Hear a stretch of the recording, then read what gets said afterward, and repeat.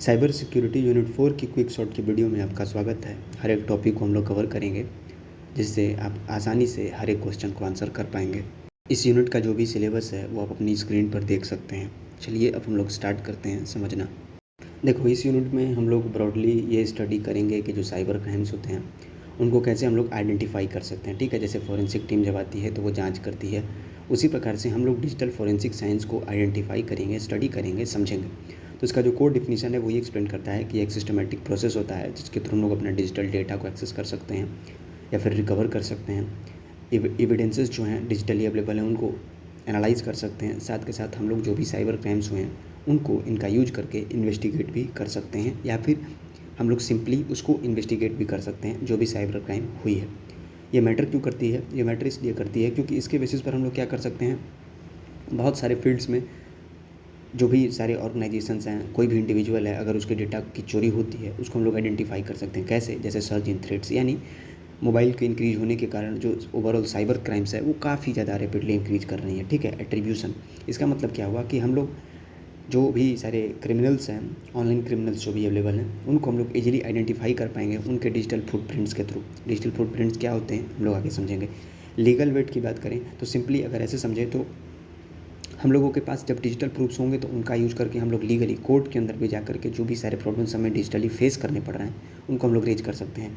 तो जो digital forensic होता है वो कंप्यूटर से रिलेटेड हो सकते हैं, यानी कंप्यूटर फोरेंसिक मोबाइल से रिलेटेड हो सकती है, यानी मोबाइल फोरेंसिक नेटवर्क फोरेंसिक, यानी ट्रैफिक और पैकेट को हम लोग एनालाइज कर सकते हैं। ये कंप्यूटर नेटवर्क में पढ़ने वाले टॉपिक्स हैं। और ईमेल फोरेंसिक यानी कि हेडर और राउटिंग इन्वेस्टिगेशन, यानी सिंपली ये समझो कि चोरी को पकड़ने के अलग अलग तरीके हम लोग इस यूनिट में पढ़ने वाले हैं, समझने वाले हैं कि कैसे हम लोग आइडेंटिफाई कर सकते हैं, क्यों कर सकते हैं और क्यों ये नेसेसरी है। नेसेसरी इसलिए है क्योंकि मोबाइल के साथ साथ क्राइम्स जो हैं, साइबर क्राइम्स, वो काफ़ी ज़्यादा रैपिडली इंक्रीज कर रही हैं। डोमेन डिमार्केशन, जिसके अंदर हम लोग कंप्यूटर वर्सेज साइबर फोरेंसिक्स के बारे में समझेंगे। Computer forensics is mainly about different parts of the computer, उनके रिलेटेड एनालिसिस, जिसके अंदर डेटाबेस एनालिसिस हो सकता है, डिस्क एनालिसिस हो सकता है, मेमोरी एनालिसिस हो सकती है या फिर रैम की एनालिसिस हो सकती है। सबसे इंपॉर्टेंट क्या है कि जब हम इसके अंदर जंप इन करेंगे तो हमें स्किल्ड लोग चाहिए, अनस्किल्ड लोग ये काम नहीं कर पाएंगे, जिसकी वजह से ये प्रोसेस ओवरऑल काफ़ी ज़्यादा एक्सपेंसिव हो जाता है।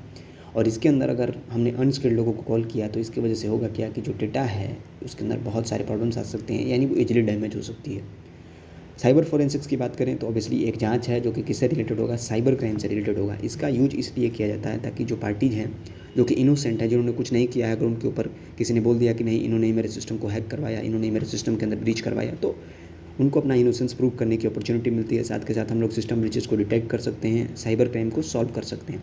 इसकी जो कोर टेक्निक है वो होती हैं जैसे जो डिलीटेड फाइल है उसको रिकवर करना, या फिर लाइव सिस्टम एनालिसिस, स्टेगनोग्राफी और क्रॉस ड्राइव एनालिसिस। ठीक है, तो इसका मेन गोल क्या होता है? सबसे मेन गोल ये होता है कि थेफ्ट्स को आइडेंटिफाई करना जो कि साइबर रिलेटेड हैं, उनको फिक्स करना, सॉल्व करना, इधर यूजिंग स्किल्ड वर्कर्स और यूजिंग अनस्किल्ड, लेकिन स्किल्ड वर्कर्स ही कंप्यूटर फोरेंसिक्स के अंदर यूज किए जाते हैं। ठीक है, और साथ के साथ लीगल हमारे पास कुछ ऐसे एविडेंसेस हो जिनके बेसिस पर हम ये प्रूव कर सकते हैं कि हमारे सिस्टम को ब्रीच किया गया है, यानी सिस्टम के अंदर प्रॉब्लम्स आए हैं। थ्रू कोई भी कर सकता है, साइबर क्रिमिनल या फिर किसी ने भी किया होगा।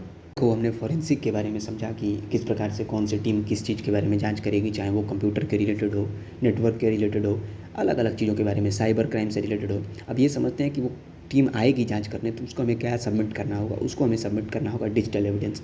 डिजिटल एविडेंस क्या होता है? ये एक इलेक्ट्रॉनिक डॉक्यूमेंट बोल सकते हो जिसके अंदर आते हैं मैसेजेज आती हैं, ऑडियो आती हैं, वीडियो आती हैं, टेक्स्ट फाइल्स, ये सब आती हैं, जिनका हम लोग डायरेक्टली यूज कर सकते हैं अपने इनोसेंस को प्रूव करने के लिए, या फिर जो भी क्रिमिनल ने क्राइम किया है उसको डिटेक्ट करवाने के लिए और उसको पकड़ने के लिए।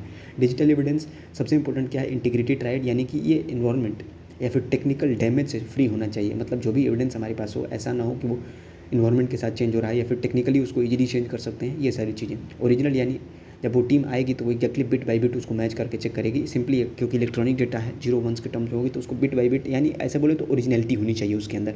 अनटेम्पर्ड, यानी कि वो अनमोडिफाइड होना चाहिए, उसको हमने मॉडिफाई ना कर रखा हो अपने अकॉर्डिंग कि नहीं हमने मॉडिफाई कर लिया है ताकि हम अपनी इनोसेंस को प्रूव कर सकें। साथ के साथ लीगल बिट, यानी सिंपली अगर हम उस डेटा को फॉरेंसिक टीम को सबमिट करते हैं और वो कोर्ट में जाता है तो वो डायरेक्टली यूज किया जा सके एज अ प्रूफ कि नहीं, हाँ हमने कुछ नहीं किया है, जो भी किया गया है वो दूसरी साइड से किया गया है। वो लिटरली वार्निंग क्या होता है? इसका मतलब ये है कि डिजिटल एविडेंस जो है ना वो इजीली उसको मॉडिफाई कर सकते हैं। वही सारी चीज़ें यहाँ पे लिखी गई हैं, इजीली मॉडिफाई कर सकते हैं, उसके अंदर बहुत जल्दी हम लोग चेंजेस कर सकते हैं कम एफर्ट के अंदर। क्योंकि डिजिटल एविडेंस सिंपली क्या है, ऐसे समझे तो एक सिंपल एग्जांपल के थ्रू समझो। जैसे मान लो कि हमने कुछ वीडियो या फिर कुछ ऑडियो यूज किया कि नहीं, प्रूफ करने के लिए कि नहीं ये देखो ये क्या हो रहा है यहाँ पर। अब वीडियो और एआई को बेसिकली वीडियो को एआई के थ्रू हम लोग इजीली टैम्पर कर सकते हैं, मॉडिफाई कर सकते हैं। ये यहाँ पे एक्सप्लेन किया गया है कि डिजिटल एविडेंसेस के प्रति हमें काफ़ी ज़्यादा सेंसिटिव होना होगा। और जब हमने पढ़ा ना कंप्यूटर वगैरह के अंदर से जब हमें डेटा को अपने लिए यूज करना होता है, अपने इनोसेंस को प्रूफ करने के लिए, यानी कि क्राइम को डिटेक्ट करवाने के लिए, पकड़ने के लिए क्रिमिनल को, तो वो काफ़ी हाईली डिमांडिंग होता है, यानी उसके लिए स्किल्ड वर्कर्स की नीड होती है। तो छोटे तौर पर बताऊँ समरी में, तो सिंपली ये समझो कि ऐसा चीज़ जिसको यूज करके हम ये प्रूव कर सकें कि क्राइम हुई है, वो चीज़ काफ़ी ज़्यादा सेंसिटिव है, काफ़ी ज़्यादा उसको प्रॉपरली हमें हैंडल करना होता है, handle with care. Digital forensic life cycle, इसको याद करने का ICP-EART याद कर सकते हैं, जिसके अंदर कुछ स्टेप्स होते हैं। ये स्टेप्स इसलिए फॉलो किए जाते हैं ताकि परत दर परत हम लोग ये पता कर सकें कि कौन जो घटना हुआ है उसके लिए जिम्मेदार है। सबसे पहले आता है आइडेंटिफिकेशन, यानी हमें एग्जैक्ट सोर्स आइडेंटिफाई करना है जहाँ पर जो एविडेंस है, डिजिटल एविडेंस हुई है, या फिर जो भी साइबर क्राइम है, या फिर किसी भी चीज़ के रिलेटेड, कंप्यूटर के बारे में हमने पढ़ा, मोबाइल फॉरेंसिक के बारे में, तो वो टीम आएगी, पता करेगी कि नहीं मोबाइल के अंदर प्रॉब्लम है, सिंपली सोर्स को आइडेंटिफाई करेंगे। ऐसे समझो कि चोरी कहाँ हुई, मैं एक रियल लाइफ एग्जांपल के थ्रू रिलेट कर रहा हूँ। फिर हम लोगों के पास जो भी एविडेंसेस होंगे उनको हम लोग सेफली कलेक्ट करेंगे। जैसे देखते हो कि दस्ताने पहनते हैं लोग बहुत सारे, तो इस तरीके से हम लोग उसको कलेक्ट कर लेंगे। कलेक्ट करने के बाद क्या करेंगे, उसको हम लोग प्रिजर्व करेंगे, उसको हम लोग स्टोर कर लेंगे ताकि उसके अंदर कोई भी टेम्परिंग, कोई भी छेड़छाड़ ना किया जा सके। फिर हम लोग उसको इजीली एग्जामिन करेंगे। एग्जामिन मतलब क्या करेंगे, जो भी सारे हमारे पास एविडेंसेस हैं उनको हम लोग इजीली यूज करेंगे आइडेंटिफिकेशन के लिए कि क्राइम कौन कर सकता है, ये सारी चीज़ें। फिर ऑब्वियसली जो भी ये सब एग्जामिनेशन हो जाएगा, फिर उसके बेसिस पर हमें कुछ रिजल्ट्स मिलेंगे, हम लोग उसको एनालिसिस करेंगे। एनालिसिस करने के बाद सिंपली क्या होगा कि हम लोग जो भी इंपॉर्टेंट एविडेंसेस हम लोग उसके थ्रू, एनालिसिस के थ्रू निकाल सकते हैं, उसको हम लोग क्या करेंगे, रिपोर्ट करेंगे, यानी हम लोग उसको सबमिट करेंगे, जिसके बेसिस पर जो आगे की टीम होगी, फॉरेंसिक टीम होगी, वो आगे प्रोसीड करेगी। और टेस्टिफाइंग, यानी कि हम लोग उस पर्टिकुलर एविडेंस को जो सोर्स जहाँ पर की क्राइम हुई है वो इसको क्या करेगा, प्रोटेक्ट करेगा। सिंपल ऐसे समझो कि चोरी हुई, सबसे पहले उसको आइडेंटिफाई किया गया, फिर उसके कॉरस्पॉन्डिंग जो भी प्रूफ थे वहाँ से कलेक्ट किए गए, उनको प्रिजर्व किया गया, यानी बचा के रखा गया, फिर उनको पता किया गया उनके अंदर, जैसे पोस्टमार्टम वगैरह होती हैं, तो काफ़ी सारी चीज़ें वहाँ पर एग्जामिन होता है। फिर रिजल्ट आता है कि नहीं यहाँ पर ऐसे किया गया है क्राइम, ये ऐसे किया गया है, वो सारी चीज़ें फिर हम लोग उनको रिपोर्ट करते हैं कि हाँ ये सारी चीज़ें हुई हैं, जिनको हम लोग यूज कर सकते हैं फॉर्मल डॉक्यूमेंट की तरह अपने बेस पर कि हम लोग अपने इनोसेंस को प्रूव करने के लिए यूज कर सकते हैं। फिर उसकी टेस्टिफाइंग यानी कोर्ट के अंदर पता किया जाएगा कि हाँ जो सारे एनालिसिस हुए हैं, जो भी सारे डॉक्यूमेंट्स, जो भी सारे रिजल्ट हमारे हाथ में हैं, क्या वो ये प्रूव करते हैं कि हम निर्दोष हैं या नहीं हैं। अब हम लोग chain of custody, the evidence integrity framework के बारे में समझ लेते हैं। चेन ऑफ स्टडी का सिंपल मतलब ये होता है कि एविडेंस किसने कब और कैसे हैंडल किया और उसका पूरा रिकॉर्ड। ये इम्पोर्टेंट इसलिए होता है क्योंकि इसके थ्रू हम लोग ये प्रूव कर पाएंगे कि जो एविडेंस हुआ है, जो घटना हुई है, उसको हम लोग ये प्रूव करें कि ये ओरिजिनल है और ये ओरिजिनली हुई है। साथ के साथ कोर्ट के अंदर हम लोग ये प्रूव कर पाएँ कि हाँ ये जो हमारे साथ हुई है ये ट्रू हुई है। जैसे आप ये समझिए कि आप जैसे मान लो सबसे पहले हमें क्या रखना होगा, लैपटॉप। मान लो लैपटॉप के अंदर रिलेटेड हमें कुछ प्रॉब्लम्स आती हैं, उसको हम लोग पुलिस को रिपोर्ट करेंगे, फिर वो फॉरेंसिक लैब के पास जाएगी प्रूफ होने के लिए कि जो एविडेंसेस हुए हैं वो क्या ट्रू हैं या नहीं, और फिर वो सारे के सारे चीज़ें कोर्ट में जाएंगी। यानी हर एक ट्रांसफ़र का रिकॉर्ड रखा जाता है कि लैपटॉप के अंदर कौन कौन से प्रॉब्लम्स फेस हुए, फिर वो पुलिस के पास क्यों गया, फॉरेंसिक लैब के पास क्यों गया, और फॉरेंसिक लैब से जो भी सारे एनालिसिस या फिर जो भी सारे रिपोर्ट हैं वो कोर्ट को कैसे सर्व करेंगे। वहीं यहाँ पे एक्सप्लेन किया गया है कि ये जो सिंपली होता है कि डॉक्यूमेंटेड रिकॉर्ड होता है, ठीक है, कैसे हमने कलेक्ट किया जैसे लैपटॉप के थ्रू, फिर हमने उसको कैसे ट्रांसफ़र किया, स्टोर किया और कैसे हैंडल किया, वहीं यहाँ पे एक्सप्लेन किया गया है। ये इंपॉर्टेंट इसलिए होता है क्योंकि ये एविडेंस की इंटीग्रिटी को मेंटेन करता है, साथ के साथ कोई भी टेम्परिंग क्लेम्स, यानी हमने एविडेंस के अंदर जो भी सारे प्रूफ्स हमने गैदर किए, ये क्लेम करता है कि चेन ऑफ कस्टडी यानी एक सिक्वेंशियल प्रोसेस ये क्लेम करता है कि जो प्रूफ हमारे पास है, जो एविडेंसेस हैं, वो किसी भी तरीके से टेम्पर नहीं किए गए, किसी तरीके से मॉडिफाई नहीं किए गए, क्योंकि हमने पढ़ा ना कि जो डिजिटल एविडेंसेस होते हैं वो इजीली टेम्पर किए जा सकते हैं, इधर नेचुरली या फिर अलग अलग तरीक़ों से। वहीं यहाँ पे एक्सप्लेन किया गया है कि कुछ सिक्वेंशियल स्टेप्स, प्रोसेसेस को फॉलो करना, जिसके थ्रू हम लोग सिंपली अपने डॉक्यूमेंट को कोर्ट के अंदर इस चीज़ के लिए यूज कर सकें कि हाँ जो भी सारे एविडेंसेस हैं वो ऐसे ऐसे हुए हैं, आप इन सारे प्रूफ्स को देख सकते हैं जो कि टेम्पर्ड नहीं है, ठीक है। तो इसके अंदर आता है सबसे पहले कलेक्ट करना, ट्रांसफ़र करना, स्टोर करना और उसको हैंडल करना। ये होता है चेन, जिसको हम लोग फॉलो करते हैं। हमने सारी चीज़ें समझ ली कि चेन ऑफ कस्टडी क्या होते हैं, मतलब कौन से स्टेप्स हमें चूज करने होते हैं। फिर से हमने डिजिटल फॉरेंसिक लाइफ साइकिल के बारे में समझ लिया। अब हम लोग ये समझेंगे कि जो इन्वेस्टिगेशन होती है उसके लिए जो साइबर पुलिस होती है वो कौन से स्टेप्स यूज करती है या फिर कौन से प्रोटोकॉल्स यूज करती है, जिसको ऐसे बोले तो वो फॉलो करती है बेटर तरीके से एविडेंसेस को मतलब प्रूफ करने के लिए कि हाँ ये सारे एविडेंसेस हैं जिनको अगर एनालिसिस के बाद अगर हमें कोर्ट में ले जाना हो तो हम ले जा सकें। इसका एग्जीक्यूशन का प्रोटोकॉल क्या है? सबसे पहले उस पर्टिकुलर सिस्टम को सिक्योर करना, फिर उसके कॉरस्पॉन्डिंग डेटा को कॉपी करके रख लेना ओरिजिनल डेटा को सुरक्षित रखने के लिए, फिर हम लोग उस फाइल्स को रिकवर करेंगे, साथ के साथ एविडेंसेस को एनालाइज करेंगे और उसके कॉरस्पॉन्डिंग हम लोग रिपोर्ट को प्रिपेयर करेंगे। इन्वेस्टिगेशन जो है ना स्टेप, उसका ये इंपॉर्टेंट स्टेप्स है कि इन्वेस्टिगेशन कैसे प्रॉपरली किया जाना चाहिए, ठीक है। उसके बाद सबसे इंपॉर्टेंट क्या है, हर एक स्टेप जो डूज हैं, हर एक छोटे छोटे स्टेप जो साइबर पुलिस कर रही है वो खुद ट्रैक करती है, लिखती है कि ये सारे स्टेप इस पर्टिकुलर एविडेंस के लिए लिए गए। साथ के साथ बेटर टूल्स को हम लोग यूज करते हैं, हार्डवेयर यहाँ पर लिखा गया है राइट ब्लॉकिंग टूल्स, तो इनको हम लोग यूज करते हैं। कहने का मतलब क्या है कि जो भी सारे हमें जब हम बैकअप क्रिएट कर रहे हैं अच्छे तरीके से, तो सिंपली हम लोग उसको क्लोन जो डेटा है बेसिकली उसको हम लोग क्लोन करते हैं और एनालिसिस के लिए प्रॉपरली हम लोग उसको क्या करते हैं, ऐसे टूल्स यूज करते हैं जिनके थ्रू कोई भी डेटा के अंदर टेम्परिंग ना हो। सबसे बड़े इसके अंदर डॉन्ट्स क्या है, सबसे इंपॉर्टेंट क्या है कि जो ओरिजिनल एविडेंस है उसको कभी भी आप उसको मॉडिफाई मत करिए। जो ओरिजिनल डॉक्यूमेंट है उसको एज इट इज छोड़ दीजिए, उसको क्लोन करिए। हमने पढ़ा ना, सिस्टम को सिक्योर कर देना है, उसके बाद उसका एक कॉपी बनाना है जिस पर आप वर्क कर सकते हैं, ठीक है। फिर जो भी सारे फाइल के टाइम स्टैम्प हैं उनको आप कंटिन्यूसली ओपन करके ऑल्टर ना करें। कहने का मतलब क्या है कि ऐसे समझ सकते हैं कि किसी मालवेयर या फिर रैंसमवेयर को हमारे कंप्यूटर के अंदर फीड इन किया गया। अब हमें सिंपली उस पर्टिकुलर किस टाइम पर फीड इन किया गया और किस पर्टिकुलर टाइम पर यूजर को पता चला, ये सारे टाइम स्टैम्प्स हैं। तो इन सारे टाइम स्टैम्प को आप एज इट इज छोड़ दीजिए, उसके अंदर और भी फर्दर कुछ मॉडिफिकेशंस ना करिए, क्योंकि जितने ज़्यादा टाइम स्टैम्प्स होंगे उतना ही ज़्यादा एनालिसिस में प्रॉब्लम होगी और रिपोर्ट प्रिपेयर करने में प्रॉब्लम होगी। साथ के साथ कभी भी हमें एग्जिस्टिंग सिस्टम जो डेटा है उसको ओवरराइट नहीं करना होता है। मतलब सिस्टम के अंदर जो भी सारे डेटा फीड इन किए गए हैं, जो भी मालवेयर वगैरह पुट किए गए हैं हमारे सिस्टम के अंदर, उनको आप एज इट इज छोड़ दीजिए, उनके ऊपर कुछ और ना करिए। कहने का सिंपल मतलब आप ये समझिए कि अगर जैसे कुछ फ़ोन है तो साइबर पुलिस क्या करेगी, उस मोबाइल को सीज कर लेगी। सबसे पहले मान लेते हैं कोई चोरी हो गया या फिर कहीं मोबाइल किसी का गिर गया, तो उसको साइबर पुलिस सीज कर लेगी और फिर उसके कॉरस्पॉन्डिंग उस पर्टिकुलर मोबाइल को एज इट इज छोड़ देगी, उसके से डेटा को कॉपी कर लेगी, यानी बिट स्ट्रीम को कॉपी कर लेगी। फिर जो भी सारे फाइल्स होंगे उनको रिकवर करेगी, ताकि अगर मान लो किसी का मोबाइल होगा तो पता करने के लिए, एनालिसिस के लिए कि ये सारे उसके अंदर डॉक्यूमेंट्स हैं। तो सिंपल इन्वेस्टिगेशन का मतलब ये हुआ कि कौन से सारे स्टेप्स को यूज करना है जिसके थ्रू जो एक्चुअल एविडेंस है उसको किसी प्रकार का मॉडिफिकेशन ना मिले और हम लोग सिंपली रिपोर्ट बना सकें, जिसके बेसिस पर हम लोग कोर्ट के अंदर जाके पता कर सकें कि ये क्राइम अगर किसी ने किया है तो ये सारे उसके स्टेप्स हैं, ये सारे उसके प्रूफ हैं। ये सिंपल इसके अंदर एक्सप्लेन किया जाता है। यहाँ पर उसी चीज़ को एक्सप्लेन किया गया है कि इसके अंदर अलग अलग चीज़ें, पेपर वर्क के अंदर अलग अलग चीज़ें आती हैं, जैसे ऑफिशियल लीगल ऑथराइजेशन या फिर वारंट आता है, कॉन्फिडेंशियलिटी एग्रीमेंट्स आते हैं इसके अंदर और नॉन डिस्क्लोजर एग्रीमेंट, ठीक है। तो इन्वेस्टिगेशन जांच करने के कौन से सारे ऐसे स्टेप्स हैं जिनको फॉलो करना होता है, उसके लिए कौन कौन से डॉक्यूमेंट्स नेसेसरी होते हैं, क्या करना होता है और क्या नहीं करना होता है, वहीं इसके अंदर एक्सप्लेन किया गया है। नेटवर्क फोरेंसिक के बारे में हम लोग समझ लेते हैं, यानी जो भी डेटा ट्रांजिट यानी कि मूवमेंट के अंदर है उसके बारे में हम लोग समझते हैं इसके अंदर, ठीक है। तो इसका मतलब क्या हुआ कि नेटवर्क फोरेंसिक के अंदर हम लोग नेटवर्क ट्रैफिक को कैसे एनालाइज करके साइबर अटैक्स को डिटेक्ट करते हैं, वो इसके अंदर हम लोग पढ़ते हैं। तो जो डिफिनीशन यहाँ पे एक्सप्लेन किया गया है उसका सिंपल मतलब ये है कि इंटरनेट और नेटवर्क जो होता है उसके अंदर ये तो पता हो कि डेटा जो होता है वो कंटिन्यूसली ट्रैवल करता है, ठीक है। अब हम लोग क्या करेंगे, उस पर्टिकुलर पैकेट की जांच करेंगे, टेस्ट करेंगे और उसके बेसिस पर हम लोग ये आइडेंटिफाई करेंगे कि हैकर कौन है, या फिर मालवेयर को डिटेक्ट करेंगे, या फिर जो भी सस्पिशियस एक्टिविटी होगी उसको हम लोग ढूंढेंगे। इन सारी चीज़ों को हम लोग बोलते हैं नेटवर्क फॉरेंसिक, ठीक है। इसके मेन गोल की बात करें तो जैसे मॉनिटर लाइव ट्रैफिक, यानी कि हम लोग नेटवर्क की ट्रैफिक को पता करना, जो कि वायर शार्क वगैरह का यूज़ हम लोग कर सकते हैं, जिसके बेसिस पर हम लोग अनयूजुअल डेटा को आइडेंटिफाई कर पाएंगे।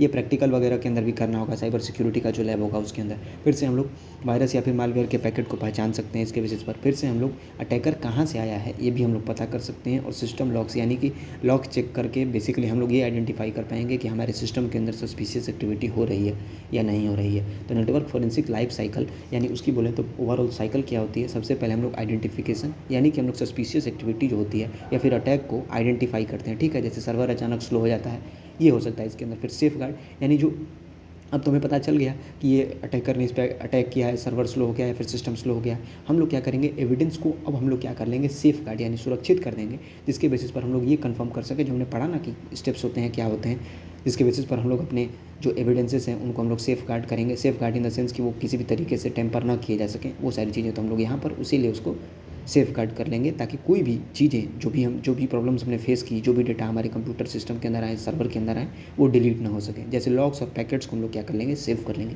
फिर आता है एक्यूमुलेशन। एक्यूमुलेशन का सिंपल मतलब होता है कि नेटवर्क के जो पैकेट्स हैं और लॉग्स जो होते हैं उनको कलेक्ट करना। जैसे वायर शार्क के अंदर हम लोग ट्रैफिक को कैप्चर करते हैं, वायर शार्क वाली चीज़ तुमने लैब में भी की होगी। लैब के अंदर हम लोग वायर शार्क का यूज़ करके ट्रैफिक को डिटेक्ट करते हैं, कितना ट्रैफिक हमारे नेटवर्क पे आ रहा है, पैकेट्स के बारे में हम लोग स्टडी करते हैं। फिर आता है ऑब्जर्वेशन, यानी जो कैप्चर ट्रैफिक हमने वायर शार्क के अंदर देखा उसको हम लोग प्रॉपर्ली एनालाइज करने की कोशिश करेंगे, जिसके बेसिस पर हम लोग ये पता कर पाएंगे कि कौन से पैकेट्स मैलिशियस हैं। फिर आता है इन्वेस्टिगेशन यानी अटैक का सोर्स और मॉडिफिकेशन को हम लोग क्या करते हैं, पता करते हैं, ठीक है। फिर आ जाता है डॉक्यूमेंटेशन, यानी ये सारे के सारे स्टेप्स जो हमने किए, आइडेंटिफिकेशन से लेकर के हमने सेफ गार्ड किया, फिर हमने एक्यूमुलेशन, ऑब्जर्वेशन, इन्वेस्टिगेशन किया। अब हम लोग लास्ट में उन सारी चीज़ों का एक रिपोर्ट तैयार करेंगे। वहीं यहाँ पे एक्सप्लेन किया गया है कि हम लोग सिंपली क्या करेंगे, एक रिपोर्ट तैयार कर लेंगे, जिसके बेसिस पर हम लोग ये एक्सप्लेन कर पाएंगे कि नेटवर्क के यहाँ पर एडवांटेज जैसे लिखा है कि नेटवर्क के डाउन टाइम को हम लोग समझ पाएंगे, फिर से हम लोग लाइव अटैक के बारे में आइडेंटिफाई कर पाएंगे, नेटवर्क की कमजोरियों को ढूंढ पाएंगे। ये सब चीज़ें यहाँ पर एक्सप्लेन की गई है। जबकि डिसएडवांटेज क्या होता है कि इसको सेटअप करना थोड़ा कॉम्प्लेक्स होता है, ठीक है। साथ के साथ इसके अंदर पैकेट जो होते हैं वो ईजिली डिसअपियर होते हैं, इसीलिए उनको ऐसे बोले तो स्किल्ड वर्कर होना चाहिए जो कि उनको तुरंत से कैप्चर कर सके और आइडेंटिफाई कर सके, ठीक है। जैसे एक एग्जांपल मैं देता हूँ, हम लोग ऐसे समझते हैं कि एक शॉपिंग वेबसाइट है जो अचानक से क्या हो गई, क्रैश हो जाती है, ठीक है। क्रैश हो गई तो इसका मतलब क्या हो जाएगा, जैसे कोई अगर वहाँ पर है जो इन सारी चीज़ों को समझ सकता है, जैसे नेटवर्क फोरेंसिक के बारे में उसको आइडिया है, तो वो क्या करेगा, वो सिंपली नेटवर्क के ट्रैफिक को सबसे पहले क्या करेगा, आइडेंटिफाई करेगा, एनालाइज करेगा। फिर जो भी सारे प्रॉब्लम्स होंगे उनको वो क्या करेगा, सेफ गार्ड कर लेगा कि ये सारे प्रॉब्लम्स इसके अंदर आ रहे हैं, इस पर्टिकुलर आईपी से प्रॉब्लम्स आए हैं। सबसे पहले अटैक को हम क्या करेंगे, आइडेंटिफाई करेंगे। फिर जो भी सारे एविडेंसेस हमें दिखेंगे उनको हम लोग बचा लेंगे। फिर डेटा को कलेक्ट करके, एक्यूमुलेट करके उसको ऑब्जर्व करेंगे, उसके बेसिस पर हम लोग अपने इन्वेस्टिगेशन करेंगे। और फिर इन्वेस्टिगेशन के बाद जो भी सारे रिजल्ट हमें मिलेंगे उसको हम लोग सिंपली क्या करेंगे, रिपोर्ट करेंगे। ये यहाँ पर एक्सप्लेन किया गया है, जो कि हमने पहले भी पढ़ा। डिजिटल एविडेंसेस के अंदर ये सारी चीज़ें पढ़ी और डिजिटल फोरेंसिक लाइफ साइकिल के अंदर भी इसके बारे में हमने पढ़ा था। हमने नेटवर्क फोरेंसिक समझा, यानी नेटवर्क के रिलेटेड जो भी सारे जांच करेंगे, जिसके अंदर हमने बहुत सारी चीज़ें पढ़ी। ट्रैफिक एनालिसिस, जिसका यूज करके हम लोग सिंपली ये आइडेंटिफाई कर सकते हैं कि किस प्रकार के प्रॉब्लम्स हमने फेस किए। डायग्राम के अंदर भी वही एक्सप्लेन किया गया था उसके अंदर कि ऑर्डिनरी अगर पैकेट्स का ट्रांसमिशन हो रहा है तो उसके अंदर कोई प्रॉब्लम नहीं है, लेकिन जब अटैकर पैकेट्स को ट्रांसमिट करेगा, इंटरनेट के ऊपर पैकेट्स ही ट्रांसमिट होते हैं, तो वो एक ऐसे मैनर में करेगा जो कि रेगुलर नहीं होगा। अब हम लोग ईमेल फोरेंसिक के बारे में समझ लेते हैं। ईमेल फोरेंसिक का सिंपल मतलब ये हुआ कि जो ऑर्डिनरी ईमेल्स हम लोग रिसीव करते हैं, ठीक है, उनको इन्वेस्टिगेट करना और आइडेंटिफाई करना कि सेंडर कौन है, रिसीवर कौन है, क्यों भेजा, किसने भेजा, ये सारी चीज़ें जिसके वजह से हम लोग फ्रॉड को पता कर सकें। सबसे पहले आता है ईमेल जो होता है ना, उसके अंदर ईमेल का हेडर का बेसिस पर हम लोग ये आइडेंटिफाई करेंगे कि किस पाथ से हुआ है, जैसे लखनऊ से कानपुर, कानपुर से दिल्ली, तो इस तरीके से हम लोग समझ सकते हैं। ईमेल हेडर इसलिए यूज होता है। फिर आईपी एड्रेस जो होता है वो हर एक डिवाइस जो भी इंटरनेट से कनेक्टेड होती है उसका एक यूनिक एड्रेस होता है, आईपी एड्रेस उसको दिया जाता है। इसके बेसिस पर भी हम लोग बहुत सारे इन्फॉर्मेशन को पता कर सकते हैं। हम लोग नहीं, जो भी सारे ईमेल फोरेंसिक एक्सपर्ट्स होंगे वो बेसिकली पता कर पाएंगे। ये पता किस लिए किया जा रहा है, क्योंकि ऑब्वियसली कुछ प्रॉब्लम्स हमें फेस हुई हैं, जिसके कारण हमें उन प्रॉब्लम्स को फिक्स करने के लिए हम लोगों ने इसको यूज़ किया है। फिर आता है message ID. Message ID simply वो चीज़ होती है जिसके बेसिस पर हर एक यूनिक मैसेज, ऐसे बोले तो इसके बेसिस पर हम लोग उस पर्टिकुलर यूनिक आईडी को यूज करके, जैसे यहाँ पर शो किया गया है, हम लोग आइडेंटिफाई कर पाएंगे कि ये मैसेज किससे रिलेटेड है। मतलब ऐसे समझो कि हर एक मैसेज जो भी आएगा उसके कॉरस्पॉन्डिंग एक यूनिक आईडी होती है जिसको हम लोग बोलते हैं मैसेज आईडी। साथ के साथ डेट, टाइम एंड अटैचमेंट का सिंपल मतलब क्या हो गया कि हम लोग ये आइडेंटिफाई कर पाएंगे कि किस टाइम पर मैसेज आई, ईमेल कब भेजी गई, इसके अंदर कोई बेसिकली फाइल अगर अटैच्ड है तो क्या वो वायरस और मालवेयर कहीं ऐसी चीज़ें तो अटैच्ड नहीं है इसके अंदर। सिंपली ये चीज़ समझ में आ गया। तो ऐसा ना हो कि हमने पीडीएफ को खोला और पीडीएफ को खोलते ही हमारे कंप्यूटर के अंदर मालवेयर इंस्टॉल हो गया, ये सारी चीज़ें। अब सबसे इंपॉर्टेंट क्या है कि ये जो ईमेल फोरेंसिक है वो कब यूज की जाती है, किस किस केस में यूज की जाती है। तो ये फिशिंग कैंपेन्स के अंदर यूज की जाती है, जैसे फेक ईमेल के भेज करके हमारे पासवर्ड को चोरी कर सकते हैं कुछ लोग, यहाँ पर दिया गया है फिशिंग कैंपेन्स। मास स्पैम, यानी एक साथ लाखों लोगों को स्पैम मेल्स भेजना। फिर आता है ईमेल स्पूफिंग। ईमेल स्पूफिंग का सिंपल मतलब ये होता है कि जैसे समझो कि एक पर्टिकुलर ऑर्गेनाइजेशन है और किसी दूसरे पर्सन ने उस पर्टिकुलर ऑर्गेनाइजेशन की फेक ईमेल बना करके, जो कि बेसिकली सेंड करते हैं लोगों को, बोलते हैं कि नहीं आपके बैंक अकाउंट के अंदर ये प्रॉब्लम है, आपके मोबाइल के अंदर ये प्रॉब्लम होती है। ये पहले काफ़ी ज़्यादा होता था, अब तो काफ़ी ज़्यादा डिक्रीज कर गया है क्योंकि लोग अब इसके बारे में अवेयर हो चुके हैं। फिर आता है मालवेयर डिस्ट्रीब्यूशन, यानी कि ईमेल अटैचमेंट जो होते हैं ना उनके थ्रू कुछ वायरसेस भेजना, जिस पे लोगों ने क्लिक किया तो ऑब्वियसली वो लोग फंस जाएंगे। तो वहीं यहाँ पर एक्सप्लेन किया गया है। अब सिंपली यहाँ पर जो हमने एक्सरे लिखा है, एक्सरे सिंपल मतलब क्या होता है कि जैसे एक्सरे की एनालिसिस हम लोग करते हैं ना, उसी तरीके से नेटवर्क फोरेंसिक टीम प्रॉपर्ली उसको ऐसे बोले तो एक्सरे के अंदर डालती है। इन द टर्म्स हम लोग यूज कर रहे हैं एक्सरे, लेकिन उसका यूज करती हैं और इसके कॉरस्पॉन्डिंग वो हिडन डिटेल्स को देख पाती हैं, ठीक है। तो सिर्फ ऊपर का मैसेज नहीं, वो अंदर यूनिकली आइडेंटिफाई कर पाती हैं कि ये जो मैसेज भेजा गया है क्या ये यूजफुल मैसेज है या एक ऐसा मैसेज है जिसके थ्रू यूजर के सिस्टम को ट्रैप कर लिया जाएगा, अपने कंट्रोल के अंदर ले लिया जाएगा अटैकर्स के द्वारा। तो network forensic is all about understanding about how the network is performing and email performance. जो ईमेल फोरेंसिक है वो इस चीज़ को अंडरस्टैंड करना है कि जो ईमेल रिसीव हुआ है क्या वो यूजर के लिए बेनिफिशियल है या फिर यूजर के डिवाइस को ब्रीच करने के लिए वो मैसेज सेंड किया गया है। अब हम लोग सोशल मीडिया फॉरेंसिक के बारे में समझ लेते हैं। तो जो सोशल मीडिया फॉरेंसिक है उसके इकोसिस्टम की बात करें तो सोशल मीडिया बेसिकली ऐसे प्लेटफॉर्म्स होते हैं जहाँ पर यूज़र अपने प्रोफाइल को क्रिएट करते हैं, कंटेंट को शेयर करते हैं और लोगों के साथ ग्लोबली कनेक्ट करते हैं। लेकिन जो ये सोशल मीडिया हमने क्रिएट किया तो इसके ऊपर लोग ग्लोबली कनेक्ट ही नहीं होते हैं, बहुत सारे प्रॉब्लम्स भी इसके अंदर आती हैं। प्रॉब्लम्स के अंदर मेन प्रॉब्लम्स क्या है? फिशिंग, जैसे फेक लिंक भेज करके पासवर्ड चोरी कर लेना, या फिर इसके अंदर आइडेंटिटी थेफ्ट, किसी का फेक प्रोफाइल बना लेना, साइबर बुलिंग यानी किसी को गाली धमकी हैरेसमेंट देना, साथ के साथ स्टॉकिंग यानी किसी को सीक्रेटली कंटिन्यूअसली ट्रैक करते रहना, स्पैम, बार बार मैसेजेस भेजना किसी को लगातार, सोशल मालवेयर यानी कि ऐसे समझो कि किसी को डीएम में जाकर के हमने मैलिशियस लिंक या फिर एप्लीकेशन भेज दिया, ये सारे प्रॉब्लम्स। अब सबसे इंपॉर्टेंट क्या आता है कि ये सब चीज़ें तो हमने समझ ली कि सोशल मीडिया क्या है, इसके ऊपर कौन से सारे प्रॉब्लम्स हमें फेस करने पड़ सकते हैं, मतलब कौन कौन से एक्चुअल प्रॉब्लम्स इस पे एग्जिस्ट करते हैं। लेकिन जो मॉडर्न टाइम में जो एक्चुअल प्रॉब्लम्स हैं, ऐसे बोलें तो बहुत कॉमन प्रॉब्लम है, वो ये है कि लोगों के नाम के फेक अकाउंट क्रिएट करना जिसके बेसिस पर लोग क्राइम करते हैं, या फिर डायनेमिक कंटेंट, कुछ ऐसे भी पोस्ट होते हैं लोग पब्लिश करते हैं जो कि तुरंत इससे पहले भी डिलीट हो जाते हैं, बस वो इसलिए पब्लिश किए जाते हैं ताकि वो अपने पर्पज़ को सॉल्व कर सकें जिस पर्पज़ के लिए उनको पोस्ट किया गया है। बहुत सारे ऐसे पोस्ट होते हैं। साथ के साथ लीगल प्रॉब्लम्स की बात करें तो सबसे इंपॉर्टेंट क्या होता है कि जो ये प्रॉब्लम्स है ना, इनके अंदर एक मेन प्रॉब्लम ये है कि अगर हमें कोई भी प्रॉब्लम फेस हुई सोशल मीडिया के ऊपर, जैसे हमने कॉपीराइट के लिए क्लेम किया या फिर हमारे ओन कंटेंट को कॉपीराइट के अंदर डाल दिया गया है, उस पर कॉपीराइट स्ट्राइक आ गई है, तो सबसे बड़ी प्रॉब्लम क्या है कि कोई भी चीज़ अगर जैसे हमें एविडेंस के लिए चाहिए तो पुलिस को, जैसे सपोज करो कि इंस्टाग्राम के ऊपर हमें कुछ कॉपीराइट प्रॉब्लम फेस करने को आ रहा है या फिर हमारे अकाउंट को कोई स्टॉक कर रहा है कंटिन्यूअसली, तो उसके केस में होता क्या है ना कि अगर हम इंस्टाग्राम से चाहें कि हमें डेटा दीजिए हमारे अकॉर्डिंग, हम अपनी प्रोफाइल को नहीं यूज कर रहे हैं फिर भी यूज होते रह रहा है, तो उसके केस में हमें क्या होता है कि इंस्टाग्राम से परमिशन लेना पड़ता है। ये सबसे ज़रूरी चीज़ है और ये लीगल प्रॉब्लम के अंदर आता है। ठीक है, कहने का मतलब क्या है कि ये बड़ा डिफ़िकल्ट है डिफरेंट कंपनीज से उनके अपना डेटा उनसे मांग पाना कि नहीं सर हमको ये प्रॉब्लम हो रही है, आप इसके रिगार्डिंग सॉल्व कीजिए। तो अभी तक हमने ये पढ़ा कि सोशल मीडिया क्या है, फिर हमने ये समझा कि उसके ऊपर एक्चुअल प्रॉब्लम क्या एग्जिस्ट करती हैं, साथ के साथ हमने ये समझा कि ऑपरेशनल चैलेंजेस, जो मेन चैलेंजेस हो सकती हैं, जो इंपॉर्टेंट प्रॉब्लम्स हो सकती हैं, जो कि फॉरेंसिक एक्सपर्ट्स को फेस करनी पड़ सकती हैं, वो चीज़ क्या हो सकती हैं। अब उसके बाद क्या होता है कि अब हम लोग ये समझते हैं कि जो इम्पोर्टेंट, ये बेसिकली यहाँ पर जो दिखा रहा है ना कि क्वेश्चन का सिंबल जो दिया गया है वो सिंपल ये एक्सप्लेन कर रहा है कि फॉरेंसिक एक्सपर्ट जो आते हैं, जो कि सोशल मीडिया फॉरेंसिक एक्सपर्ट होंगे, वो क्या पूछेंगे। सबसे पहले ये पूछेंगे, अगर हमारे पास आते हैं तो पूछेंगे कि सर जो आपने पोस्ट पब्लिश की है क्या वो आपने पब्लिश की है या कोई किसी ने फेक अकाउंट जो बनाया है उसने पब्लिश किया है आपके नाम पर। फिर आता है टेम्पोरलिटी का सिंपल मतलब ये हुआ कि पोस्ट कब की गई थी, यानी उसका टाइम क्या था। ठीक है, कहने का मतलब क्या है कि जैसे मान लो कोई पोस्ट किया गया, उसके कॉरस्पॉन्डिंग कुछ क्राइम हुआ, तो क्राइम पहले हुई या क्राइम बाद में, पोस्ट करने के बाद या पोस्ट हो चुकी थी उससे पहले। ठीक है, फिर आता है स्पेशलिटी का सिंपल मतलब ये है कि जो लोकेशन जिससे पब्लिश किया गया पोस्ट वो सही है या नहीं। कहने का मतलब क्या होता है कि मान लो कि अगर फ़ोटो दिल्ली की बताई जा रही है लेकिन एक्चुअली जो कांड हुआ, जो बेसिकली केस है, क्राइम हुआ, वो कहाँ हुआ? मुंबई में हुआ। ठीक है, जैसे ऐसे सपोज करो, मैं इसको समझाता हूँ थोड़ी सी डिटेल में। किसी सेलिब्रिटी के नाम का किसी ने फेक अकाउंट क्रिएट कर लिया। ठीक है, उस अकाउंट से क्या किया गया, काफ़ी लोगों से पैसा मांगा गया, स्कैम किया गया उनको। तो जो फॉरेंसिक एक्सपर्ट आएंगे वो सबसे पहले आईपी एड्रेस ट्रैक करेंगे, जो कि नेटवर्क फॉरेंसिक के अंदर आ जाएगा।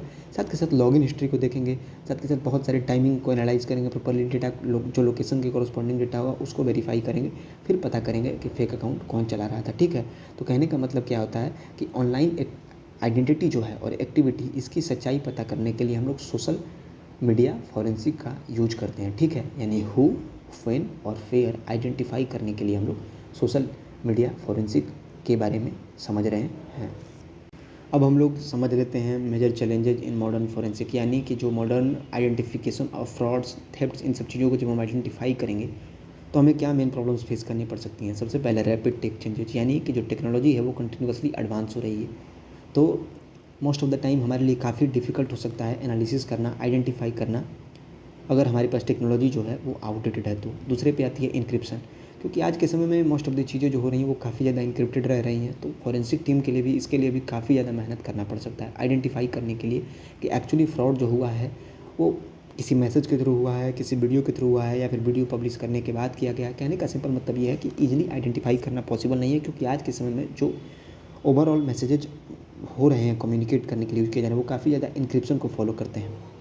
फिर आता है ह्यूज डेटा वॉल्यूम, यानी कि आज के समय में जो डेटा है वो बहुत बहुत टेराबाइट्स में है, जिसको कि एनालाइज करना काफ़ी ज़्यादा डिफिकल्ट है, ये समझ में आ गया। फिर आता है एंटी फॉरेंसिक का मतलब मैंने पढ़ा ना सबसे ऊपर, जैसे टेक्नोलॉजी के अंदर जो चेंजेस हैं उनकी वजह से हो क्या रहा है कि लोग इतने एडवांस हो चुके हैं कि उनके लोकेशन को ट्रैक नहीं किया जा सकता है इजीली, या फिर ऐसे सोफिस्टिकेटेड अटैकर्स हैं, मतलब इतने एडवांस हो चुके हैं वो कि वो प्रॉब्लम क्रिएट कर भी देते हैं और क्रिएट करके वहाँ से हट भी जाते हैं, जिसकी वजह से फोरेंसिक टीम को आइडेंटिफाई करना काफ़ी मुश्किल हो जाता है। फिर आता है प्राइवेसी एंड लीगल इशूज़। कुछ ऐसे भी स्टेट्स हैं जहाँ पर अगर यहाँ पर कुछ क्राइम की गई है, उस स्टेट में उसको क्राइम नहीं माना जा रहा है, तो इसकी वजह से क्या हो सकता है कि लीगल इशूज़ भी फेस करने पड़ सकते हैं, जिसकी वजह से उस पर्टिकुलर रीजन में अगर हमें जाना है फोरेंसिक टीम को और आइडेंटिफाई करना है अटैकर के बारे में, तो वो अलाउड नहीं हो सकता है उस स्टेट से।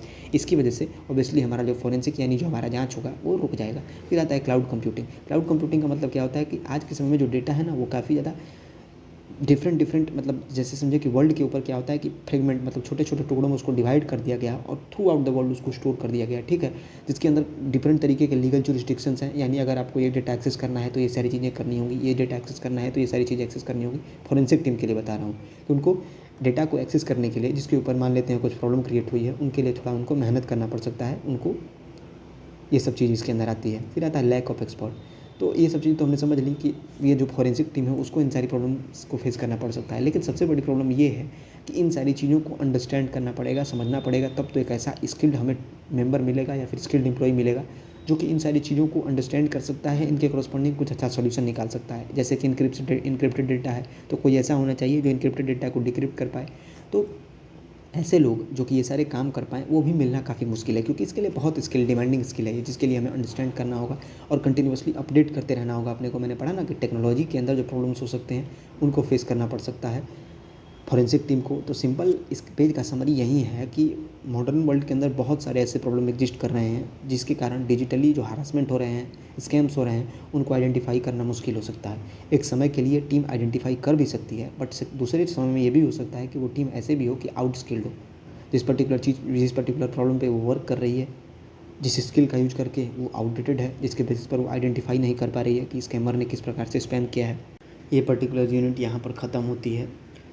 कुछ चीज़ें अगर आपको ना समझ में आए तो आप कमेंट कर सकते हैं, मैंने अपनी पूरी कोशिश की है, लेकिन जो फोरेंसिक के जो डिफरेंट टाइप्स हैं, प्रॉब्लम्स हैं, उनको आप थोड़े वीडियो को स्लो करके और अच्छे से अंडरस्टैंड करें, क्योंकि ये थोड़े डिफ़िकल्ट हैं, क्योंकि इनके बारे में ज़्यादा इन्फॉर्मेशन है, हेडर है, आईपी है, इन सारी चीज़ों को आपको समझना है, तो इसलिए थोड़ा ध्यान से इनको समझें। बाकी अगर आपने यहाँ तक वीडियो देखा है तो थैंक यू अलॉट।